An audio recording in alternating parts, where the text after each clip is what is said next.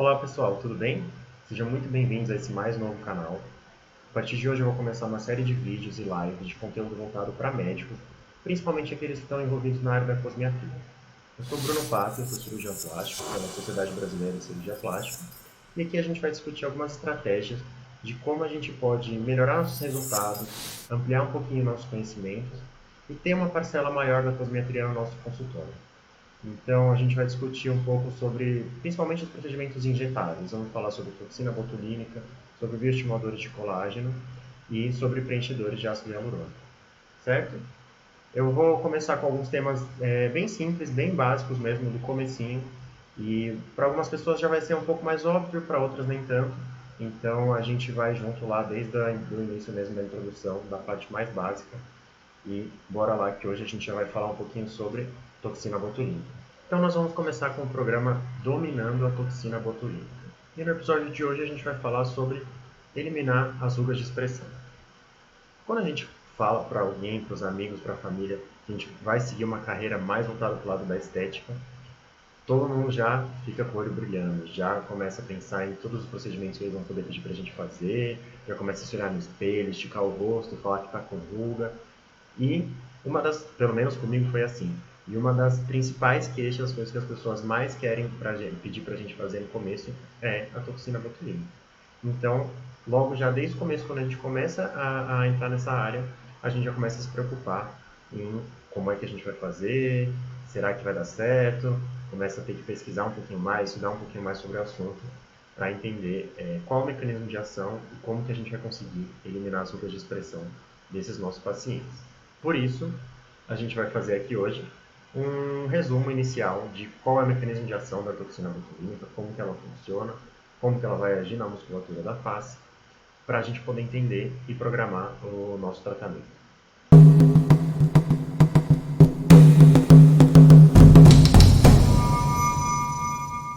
E o episódio é o tratamento das rugas de expressão. Então, para a gente entender um pouquinho melhor, a gente começa realmente bem do início para entender o que é a toxina botulínica. Então, ela é uma neurotoxina que é extraída de uma proteína do Clostridium botulinum, que é aquela bactéria que causa o botulismo. Então, ela é extraída dessa bactéria e a gente utiliza ela como uma neurotoxina ativa para fins tanto estéticos quanto terapêuticos.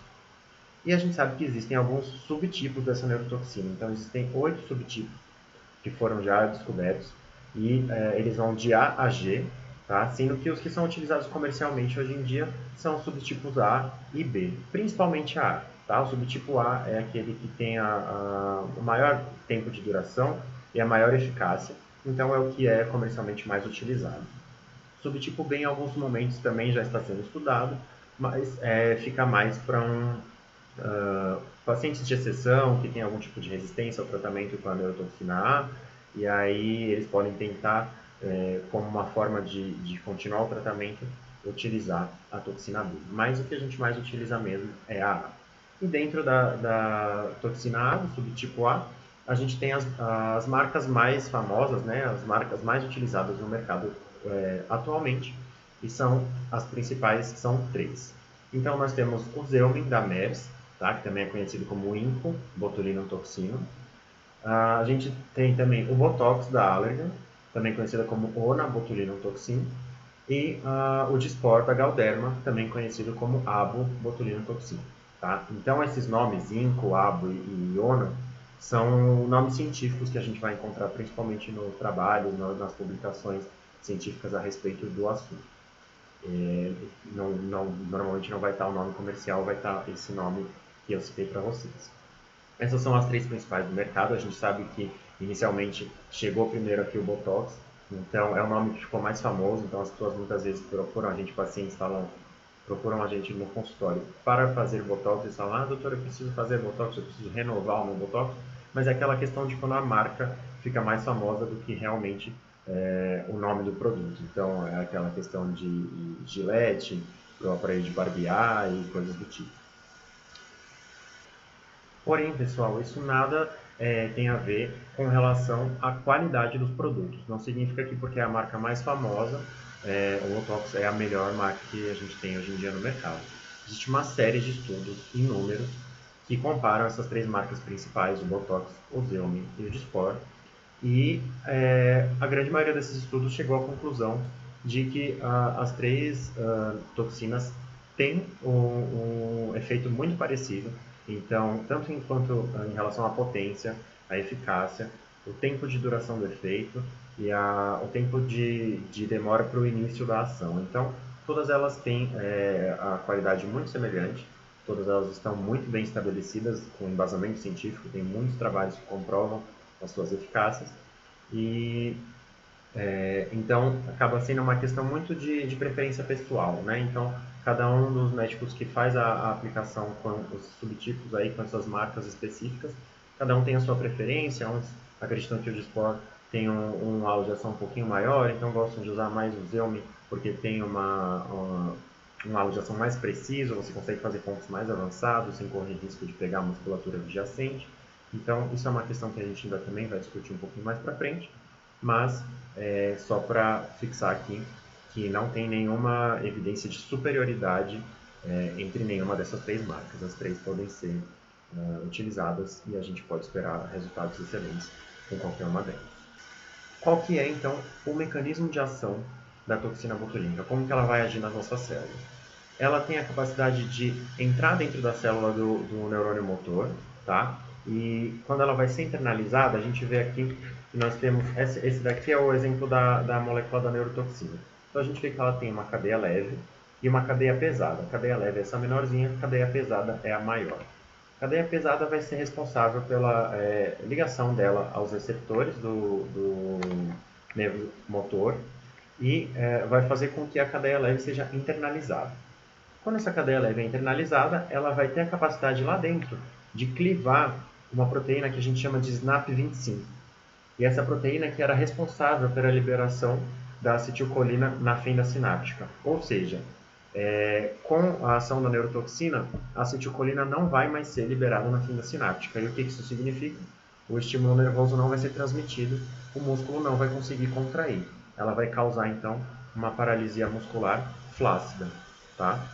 E aí a musculatura não tendo mais a capacidade de contrair, a gente vai ter os efeitos terapêuticos ou estéticos de acordo com a indicação do tratamento. Então, a gente sabe que inicialmente ela foi desenvolvida, o uso da toxina, para tratamento do estrabismo, tá? Lá em meados da década de 80, 79. Em seguida, ela foi liberada também para o tratamento do blefaroespasmo e outras distonias musculares, que são doenças musculares que precisam dessa causa de paralisia para ter o seu tratamento. E a partir de 2003 é que o FDA, né, o Food and Drugs Administration dos Estados Unidos, liberou o uso da toxina para tratamento de rugas labelares. E a partir daí que o uso dela passou a ser muito mais difundido e em outros tratamentos estéticos também, não só as rugas labelares, como também as rugas frontais, as rugas periorbitais, o terço inferior, a questão do tratamento do pescoço, contorno da mandíbula, né, o que a gente ficou conhecido como lifting Nefertiti, pelo Philippe Levy, e também não só para os tratamentos dentro da área estética, como também outros tipos de tratamento para o qual o uso da toxina já evoluiu hoje em dia, como por exemplo o tratamento de peridrose, palmar, plantar, axilar, tratamento de assimetrias decorrentes de paralisia facial, tratamento de enxaqueca nos trigger points. Então, existe uma série de usos hoje em dia, além do estético e além das distonias do blefaroespasmo. E por que é importante, pensando no nosso tema da aula de hoje, fazer o tratamento com a toxina botulínica quando a gente está pensando aqui nas rugas de expressão? Então, primeiro, como é que são formadas as rugas de expressão? As rugas são formadas pela contração da musculatura da mímica facial. Então, tem uma série de interações entre os músculos que a gente tem na face que vão provocar essas rugas. Então, aqui na região frontal, né, na região da testa, a gente tem principalmente a ação do músculo frontal, e quando a gente faz um movimento de elevação da sobrancelha, forma aquelas rugas paralelas e horizontais na região da fronte. A gente tem as rugas da região glabelar, que sofrem a ação de diversas musculaturas diferentes, que são os músculos que abaixam a sobrancelha, então que fazem contraponto ao músculo frontal, que são o corrugador da sobrancelha, o prócer, que vai causar aquela ruguinha mais horizontal aqui, mais entre a região das sobrancelhas mesmo, a região da glabela, e o orbicular dos olhos. Então, tanto o orbicular dos olhos quanto o corrugador, eles vão ter uma ação conjunta que vão formar aquelas rugas mais verticais aqui na região central da glabela. E a ação do orbicular do olho ainda vai causar também aquelas ruguinhas aqui laterais aos olhos, que são o que a gente chama de pés de galinha. Então, essa interação entre a musculatura que eleva e que abaixa a sobrancelha, a gente vai discutir melhor numa outra oportunidade. Tá? Numa próxima aula a gente vai destrinchar mais essa questão da mímica facial e ver qual que é a importância de cada músculo, qual ruga que cada um deles forma e como que o nosso planejamento do tratamento com a toxina vai afetar o posicionamento da sobrancelha por conta disso, certo? Então essas são as rugas de expressão principais aqui do terço superior da face, que é o que a gente está discutindo hoje. Então a gente tem as rugas dinâmicas, que são aquelas rugas que são formadas quando a gente contrai o músculo. Então quando a gente faz um movimento ativo de expressão facial, quando toma um susto, quando fica bravo, então são aquelas questões de rugas que aparecem somente quando a gente contrai o músculo. Tá? Essas são as rugas dinâmicas. Com o passar do tempo, com o envelhecimento, a gente vai desenvolvendo as rugas estáticas, que são aquelas que já ficam presentes mesmo com a musculatura em repouso. Então, mesmo sem a paciente fazer nenhum tipo de movimentação do rosto, aquela ruga já está presente, aquela ruga já está marcada. Então, ela é uma ruga, entre aspas, definitiva. Ela não depende da contração muscular mais. E por que isso acontece? Porque com o passar do tempo, com o envelhecimento, aquela região onde a ruga ficou formando sempre, fica sofrendo um vício da pele. Então, a pele vai dobrando ali sempre naquela mesma região, na mesma região, na mesma região. Essa dobra vai formando o que a gente chama de uma fratura da epiderme. Esse é um conceito de que a epiderme sofre uma fratura naquela região, onde ela ficou dobrando constantemente. Isso faz com que ela não desdobre mais, ela acaba afundando. Então, é claro que as rugas estáticas elas são muito mais difíceis de tratar. Tá? Por isso, quando surge aquela dúvida de quando iniciar o tratamento, qual que é a idade adequada, quando que a gente deve começar a fazer um tratamento com toxina botulínica para o nosso paciente, o ideal mesmo é antes do paciente já ter desenvolvido essas rugas estáticas, porque elas vão ser de difícil tratamento. Então, o que a gente quer é aquele conceito da toxina preventiva. Então, pode começar em pacientes mais jovens, tá? Então, a partir de quando já está formando aquelas rugas mais intensas de expressão, mais para perto dos 30 anos, a partir dessa idade ou até um pouquinho antes mesmo, porque assim a gente vai impedir que essas rugas evoluam para uma ruga estática, que vai ser de muito mais difícil tratamento posteriormente. É claro que, mesmo quando o paciente já tem rugas estáticas, o uso da toxina botulínica vai atenuar também essa ruga, vai dar uma melhorada, ela vai suavizar, mas às vezes ela não vai ser resolvida completamente. Aí a gente vai precisar somar outros tipos de tratamento nessa região, fazer tratamentos que façam um resurfacing ali da pele, então pensar em algum tipo de peeling, algum microagulhamento, ou até mesmo preenchimento, preencher com ácido hialurônico aqueles de G-prime menor, para fazer bem superficial e eliminar essas rugas. Então a gente vê que o tratamento vai ficando mais difícil. Então, mais uma vez, para a gente fixar, quando começar, tem que começar antes de já ter desenvolvido aquelas rugas estáticas. Então, fazer naquele conceito de prevenção. Sendo assim, então, quais são os resultados esperados para o tratamento com a toxina botulínica, visando a eliminação das rugas de expressão, né? A gente vai tratar as rugas dinâmicas, então, como a gente viu lá no mecanismo de ação, não vai ter a liberação da acetilcolina, então o músculo não vai receber o estímulo de contração, o músculo não recebendo esse estímulo de contração não vai formar a ruga naquela região que formava antes. Por isso a gente vai tratar as rugas dinâmicas. A gente vai ter também uma atenuação de rugas estáticas, caso a gente esteja frente a um paciente que já tem a formação das rugas estáticas, como eu falei anteriormente, a gente vai conseguir com que elas tenham uma certa atenuação, até porque a ação da musculatura ela vai enfraquecendo e isso acaba atenuando também essas rugas que já estavam formadas, mesmo sem a contração muscular. Um outro efeito que a gente vai ter, principalmente quando a gente trata aqui a região periorbitária e o orbicular dos olhos na região aqui na ponta da cauda do supercílio, a gente vai ter uma abertura do olhar, a gente consegue promover isso, a gente consegue prever esse resultado e planejar ele se for do desejo da paciente, a gente consegue levantar um pouquinho a cauda da sobrancelha. Isso faz com que ocorra uma abertura do olhar e um rejuvenescimento dessa região. Tá? Todo esse tratamento, então, vai gerar para a gente um rejuvenescimento desse terço superior da face. O paciente vai ter menos rugas, um olhar mais jovem, mais descansado e uma abertura ocular melhor. Isso tudo vai se traduzir no final, então, numa melhora da autoestima. A paciente acaba se sentindo melhor com isso. E como que vai ser, então, que a gente vai realizar o tratamento dessa região do terço superior? Então, aqui a gente vê no slide um exemplo de marcação. Então, não é especificamente o foco desse nosso episódio de hoje explicar exatamente como que essa marcação é individualizada. Mas eu vou entrar aqui já no assunto de explicar as áreas que a gente vai tratar. Então, pensando aqui na região da glabela, a gente pensa num ponto central para tratar o próximo. E a gente pensa em pontos mais laterais aqui para o tratamento do corrugador do supercílio, do depressor do supercílio. Muitas vezes a gente vai poder fazer esse tratamento, ele é considerado um ponto um pouco mais avançado, a gente vai discutir isso em aulas posteriores. E quando a gente pensa aqui na região mais lateral periorbitária, o tratamento do orbicular dos olhos para a melhora dos pés de galinha. A região frontal também é uma região que tem uma anatomia muito variável. Então, os pacientes têm padrão de contração do músculo frontal de várias maneiras diferentes, tá? Que é o que eu falei que a gente vai discutir nessa próxima aula sobre mímica facial. Então, a gente tem que distribuir os pontos de utilização da toxina nessas áreas em que existe a contração do músculo frontal para que a gente consiga atenuar aquelas rugas da região da testa. Então, a gente sabe que a toxina ela tem um halo de ação de aproximadamente 1,5 cm. Então, esse é o espaço que a gente vai programar entre cada um dos pontos das áreas que a gente precisa tratar. E a dose que a gente vai usar em cada um desses pontos, ela é condizente com a força de contração muscular naquela região.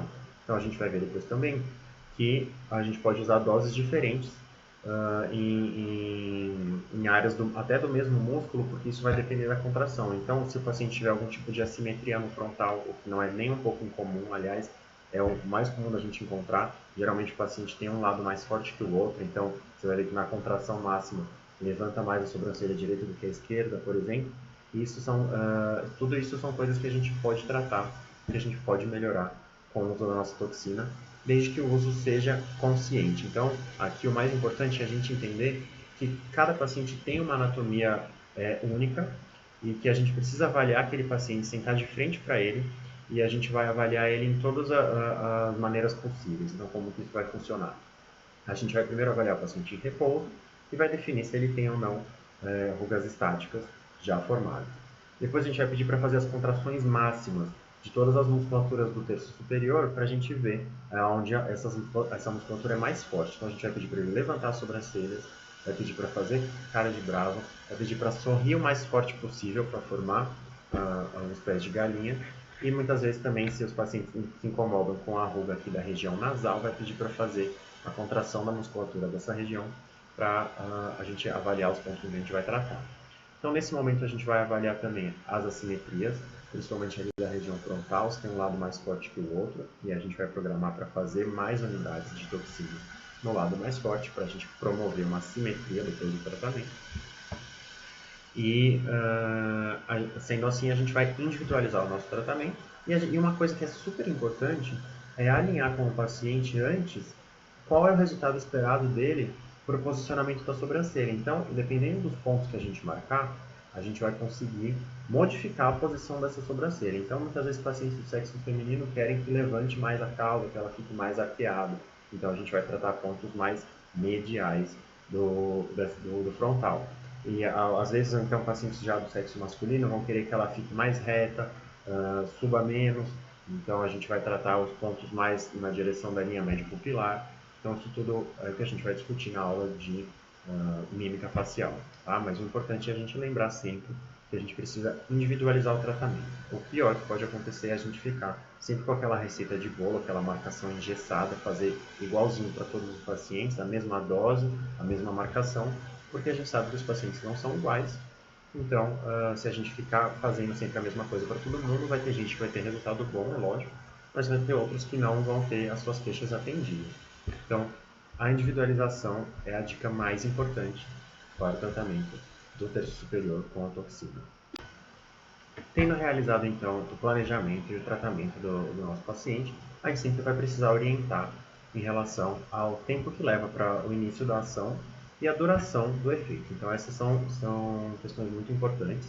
O início da ação ele pode variar dependendo da marca que a gente está utilizando de toxina, mas ele em geral começa a ter algum tipo de efeito a partir do terceiro a quarto dia após a aplicação. E esse efeito vai atingir o seu máximo, o seu pico, a partir de uns 10 a 14 dias. Essa é a média. Então, na prática, o que acaba acontecendo muitas vezes? O paciente vem lá no consultório, faz, principalmente aqueles a primeira vez, né? O paciente de primeira viagem. Vem, faz a toxina, vai embora para casa. Na hora não tem nenhum efeito imediato, no dia seguinte também não. O paciente acaba esquecendo que fez o tratamento. Passa dali uns 5 dias, a pessoa se olha no espelho, tira uma selfie, vê como é que saiu na foto e fala, nossa, eu tô mais bonito, o que será que aconteceu? Aí ela vai lembrar que ela fez o tratamento com Botox, que o Botox começou a fazer o efeito, e que aí o rosto rejuvenesceu, as linhas de expressão melhoraram, e ela está se sentindo mais bonita. Então vem agora aquela questão da autoestima, certo? Então, o tempo que leva para o início da ação é esse, em média de 3 a 5 dias, e a ação máxima vai ser a partir do 10º ao 14º dia. E quanto tempo isso vai durar? Essa é uma grande questão do que a gente precisa rever o que a gente tem falado para os pacientes. Existe uma coisa assim do subconsciente coletivo que todo mundo sempre fica reproduzindo, que a toxina botulínica tem que durar por 6 meses. E aí, quando ela acaba, o efeito começa a passar um pouquinho antes disso, o paciente vai retornar ao nosso consultório e vai reclamar, falar, não, mas com 4 meses já estava contraindo de novo a minha musculatura, você não fez direito, o tratamento foi errado, o produto que você usou era ruim, então vamos lá. Respira fundo e vamos discutir esse assunto. Existem vários trabalhos que mostram para a gente que o tempo médio do efeito da duração das principais toxinas que estão no mercado, então como eu falei, o Xeomin, o Botox e o Dysport, é de 4 meses e meio. Então o que isso quer dizer? Que o efeito vai durar por até, em média, 4 meses e meio. A gente sabe que tem muitos fatores que vão fazer com que isso varie. Isso até pode ser um tema de uma próxima aula, porque a minha toxina não está durando mais como antes. Porque são vários fatores individuais do paciente, da técnica de aplicação, a dose que a gente está usando, que vão influenciar nisso. Então, o que a gente precisa explicar para o nosso paciente? A gente precisa tirar da cabeça dele aquela ideia de que a toxina vai durar 6 meses e que isso significa que ele vai ficar 6 meses com a testa lisa, porque não é isso que vai acontecer. Até o final do 6º mês ainda tem sim ação da toxina, ela ainda está agindo, porque a contração, a força de contração daquela musculatura, a intensidade da ruga que está sendo formada, ela não voltou ainda a ser igual ao que era antes do paciente tratar. Mas como ele já começa a ver que as linhas estão se formando de novo, ele acha que o efeito já passou, porque ele já nem lembra mais o quanto de força que tinha muscular antes e o quão profundo eram as rugas que formavam. Então, é o nosso papel de orientar, para evitar esse tipo de queixa depois, é orientar o seguinte. Vamos lá então. O efeito vai começar a partir do terceiro ao quarto dia, vai atingir o seu efeito máximo no 10º ao 14º dia. E esse efeito máximo ele vai perdurar até cerca de 3 meses e meio. E a partir do 4º mês você já vai começar a enxergar que a sua musculatura está funcionando de novo, você está conseguindo contrair o músculo de novo. E com isso começou a formar rugas, só que rugas muito mais leves do que você tinha anteriormente. Então, não significa que por conta disso, com 4 meses, a toxina parou de fazer efeito. Não é isso. É só que a musculatura vai retornando a sua força contrátil e em média, até o 6º mês, ainda está melhor do que estava antes do tratamento, certo? Então, esse é o discurso que a gente precisa dar para os nossos pacientes, para eles entenderem que não é, quando a gente fala que a toxina dura 6 meses, não significa que a testa vai ficar sem ruga nenhuma até o final do 6º mês. Só significa que até o final do 6º mês ainda vai estar um pouco menos forte a contração muscular e, consequentemente, a formação das rugas. Isso é uma coisa muito importante que a gente precisa ter em mente sempre quando a gente vai fazer um tratamento com Botox, para evitar de o paciente ficar fazendo aquele turismo médico e chegar no próximo médico reclamando, falando, não, eu fiz uma toxina num outro médico que foi ruim, que não durou nada, e eu vim aqui te procurar para ver se vai ser melhor, se vai durar mais. Então, para a gente ficar evitando esse tipo de confusão, a gente tem que orientar direitinho como que é o mecanismo de ação e a fisiologia mesmo da ação da toxina, e que isso é o esperado, não significa que a toxina dele está durando menos, certo? Uma outra discussão que cabe aqui também é qual o intervalo que a gente tem que dar entre uma aplicação e outra. Então vamos lá, esse é um outro assunto que pode ser muito destrinchado, inclusive a gente pode discutir mais dentro dessa aula que eu falei de por que a toxina tem durado menos. E o intervalo mínimo que a gente está acostumado a oferecer para os pacientes é esse intervalo de 6 meses, porque sempre existia um medo de que se a gente fizesse intervalos menores do que isso, ficar expondo o paciente muito recorrentemente a essa ação da toxina poderia ativar demais o sistema imunológico dele, que ia reconhecer a neurotoxina como um antígeno e produzir anticorpos. E esses anticorpos seriam neutralizantes, ou seja, eles iam acabar com o efeito da toxina no próximo tratamento. Esse efeito ia precisar de uma dose maior e, assim, subsequentemente, até a gente chegar numa falha terapêutica. Então, para evitar que isso aconteça, a gente sempre falou para os pacientes que o intervalo mínimo era ali de 4 a 6 meses, não podia fazer antes disso.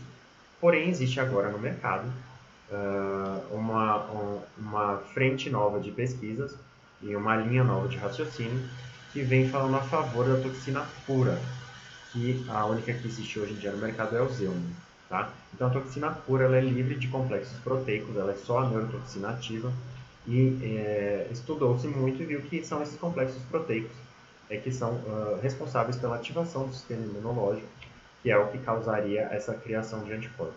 Então, quando a gente pensa num contexto de neurotoxina pura, quando a gente pensa no Xeomin, a gente pode usar intervalos menores para o tratamento desses pacientes. Então, quando a gente pega aqueles pacientes jovens, atletas que têm um metabolismo muito rápido, que a gente sabe que o efeito vai durar menos, a gente pode fazer uma nova dose sem se preocupar com a criação de anticorpos se a gente estiver usando os Xeomin, tá? Os outros dois, o Botox e o Dysport, eles são ainda associados ao complexo proteico, então eles ainda têm esse risco de imunogenicidade aumentada, e aí a gente espera então realmente esse intervalo mínimo aí de 4 a 6 meses para fazer uma nova dose.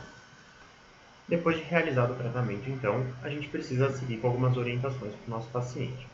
Então, sobre recomendações pós-procedimento. Primeiro a gente precisa explicar, sempre antes de fazer inclusive, que existe risco de, na aplicação, a gente pegar algum vasinho, ter algum sangramento um pouco maior e ficar roxo em alguma área, alguma dessas regiões em que foi aplicada a toxina. Então isso a gente sempre precisa explicar, principalmente para pacientes que tenham algum evento próximo, se a pessoa tem alguma festa para ir no dia seguinte, alguma coisa importante do trabalho, então a gente sempre precisa reforçar que existe esse risco de ficar uma equimose leve. É uma coisa que a gente avisa os pacientes antes de fazer o tratamento. Depois de realizar o tratamento, existia antigamente uma recomendação que vinha até em bula, falando que os pacientes tinham que ficar 4 horas sem deitar.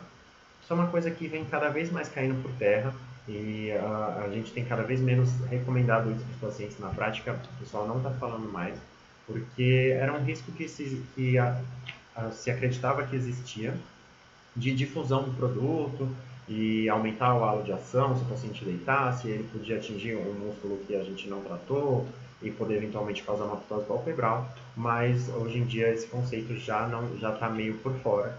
A gente não tem mais falado isso na prática no consultório, então esse conceito de não deitar a gente pode começar aos poucos tirando da cabeça dos pacientes, porque tem aqueles que já estão acostumados a fazer o tratamento, já estão acostumados com essa recomendação, tá?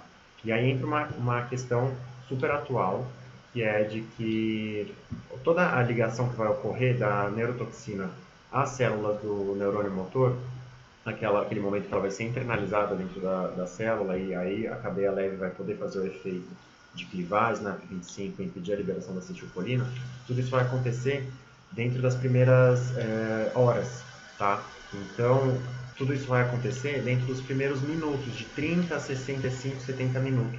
Alguns estudos mostram. Então, essa ligação ela é imediata e reversível e ela vai acontecer dentro dessas primeiras horas. Então, existe um conceito atual de que se a gente estimular o paciente a movimentar mais aquela região que a gente tratou, os músculos que a gente tratou, então tanto a fronte quanto a glabela e a região periorbitária, vai fazer com que nesses primeiros minutos entre mais toxina na célula. Isso pode trazer um efeito maior, mais eficaz, mais potente e mais duradouro. Então, existe essa recomendação atual de que nas primeiras 2 horas, depois do procedimento, o paciente faça uma movimentação maior dessa região para entrar mais toxina dentro da célula e poder causar uma paralisia maior, mais sustentada, por mais tempo e mais eficaz. Então isso aí é uma novidade, uma coisa que não são todos que sabem ainda, e é uma coisa que é legal da gente explicar para os pacientes. Porém, acabou esse efeito inicial, essas 2 horas, aí a gente tem que falar para a pessoa parar de movimentar aquela musculatura.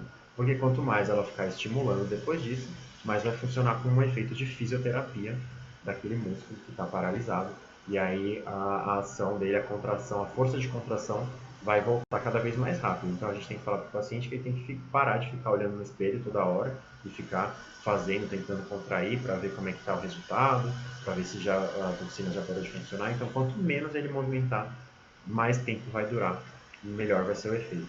Então, a recomendação atual é, nas primeiras 2 horas, movimente bastante para entrar tudo que tiver que entrar de toxina naquela região, naquela célula, e depois se acostume a não ficar fazendo muitas caretas, não ficar tendo muitas expressões para não fazer fisioterapia e o efeito não acabar mais cedo do que a gente espera. E para finalizar, vou falar um pouquinho dos erros mais frequentes que a gente vê na prática, coisas que a gente precisa evitar para que a gente tenha resultados melhores, pacientes mais satisfeitos e que a cosmetria, essa parte da toxina botulínica, leve mais o nosso consultório, porque o paciente com resultado, um paciente satisfeito com o resultado, fala para outro, fala para outro, fala para outro e assim eles vão trazendo cada vez mais gente, vão falar, aquele médico é bom de toxina. Então, vamos lá, quais são os erros mais frequentes? O primeiro de todos é não individualizar o tratamento, então é a famosa receita de bolo.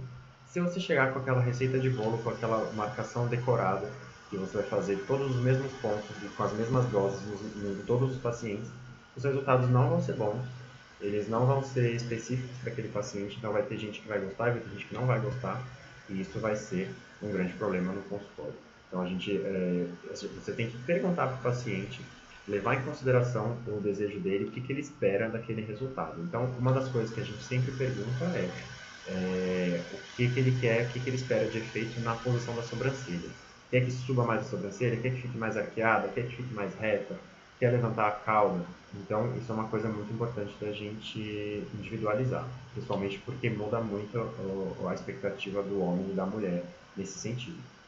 Então, a gente tem que saber como que a gente vai manipular, que pontos a gente vai tratar para ter esse efeito esperado na sobrancelha. Isso a gente vai discutir ainda, tá? Uma outra coisa que eu vejo também é que tem alguns pacientes que preferem aquele efeito mais paralisado, né? Então aquele paciente que não quer movimentar nada de nada e qualquer movimento que ele conseguir fazer, ele vai voltar depois no consultório para te falar que aquilo ali ainda está mexendo e que ele quer mais. E tem aqueles pacientes que gostam de um resultado mais natural. Então isso é uma coisa que a gente tem que estipular também.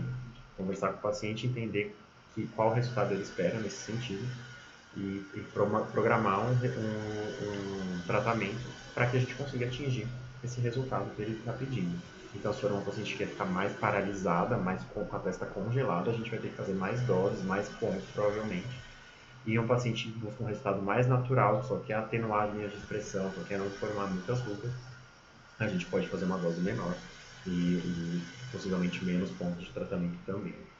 E o terceiro erro é o que eu discuti anteriormente, de não explicar corretamente o tempo de duração. Então, enquanto a gente não colocar na cabeça do paciente que falar que dura 6 meses não significa que vai ficar 6 meses liso, eles vão continuar mudando de médico em médico, reclamando que o médico anterior não fez direito, usou um produto ruim, não soube fazer porque durou muito pouco tempo.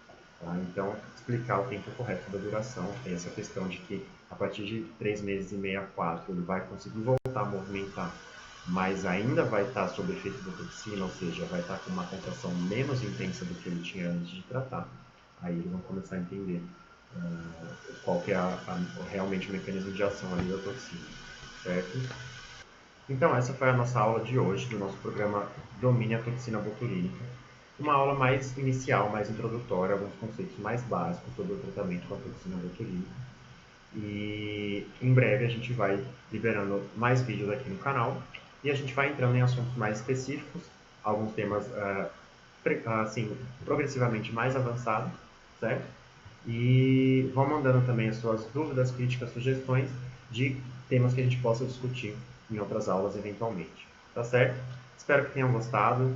Se gostaram, por favor, comentem, compartilhem, mandem para o seu amigo, seu colega de residência, seu amigo de consultório, ou amigo que também faz cosmetria, também faz esse tipo de tratamento no consultório, e junto a gente vai criando aí um canal para se ajudar. Tá certo? Muito obrigado para quem assistiu até aqui. Espero que tenham gostado. Um abraço.